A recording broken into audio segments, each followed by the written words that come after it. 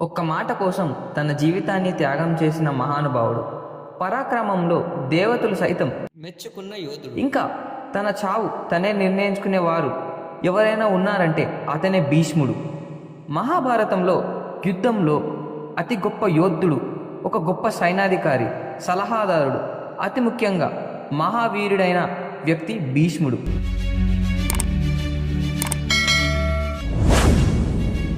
భీష్ముడు అటు శాంతనుడు, ఇంకా మాత గంగ కుమారుడు. అతనికి చిన్న వయసు నుంచే జ్ఞానం, తెలివితేటలు, ధర్మం, ఇంకా అస్త్ర విద్యలో నైపుణ్యుడు. చేసిన ప్రతిజ్ఞతకి ఆయనకు ఒక వరం లభించింది. అదే ఇచ్చ మృత్యు, అంటే తను సొంతంగా తన మృత్యువుని నిర్ణయించుకోవచ్చని.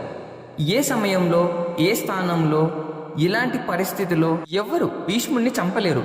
ఎప్పటి వరకైతే తను సొంతంగా చనిపోవాలని అనుకుంటారో అప్పటి వరకు. మహాభారతంలో హస్తినపురానికి భీష్ముడు సర్వ సైన్యాధ్యక్షుడిగా ఉండేవారు. మహాభారత కథలు ఇంకా ఇలాంటి ఇంట్రెస్టింగ్ స్టోరీస్ మీరు మిస్ కావద్దంటే వెంటనే మన ఛానల్ని సబ్స్క్రైబ్ చేసుకోండి. మీకు ఇది తెలుసా, భీష్ముడు ఎంత గొప్ప యోధుడు అంటే తన గురువు అయిన పరశురాముడితో ఒకసారి భీష్ముడికి యుద్ధం జరుగుతుంది. ఆ యుద్ధం 23 రోజులు నడుస్తుంది. కురుక్షేత్ర యుద్ధంలో భీష్ముడు కౌరవ సైన్యాన్ని నడిపించాడు. పాండవులని ఎదురించినప్పటి నుంచి అతని హృదయం ఎల్లప్పుడూ ధర్మం వైపే ఉండే. 10 రోజుల పాటు విశ్రాంతి లేకుండా పోరాడాడు యుద్ధంలో. ఏ యోధుడు కూడా అతని శక్తిని అధిగమించలేకపోయాడు.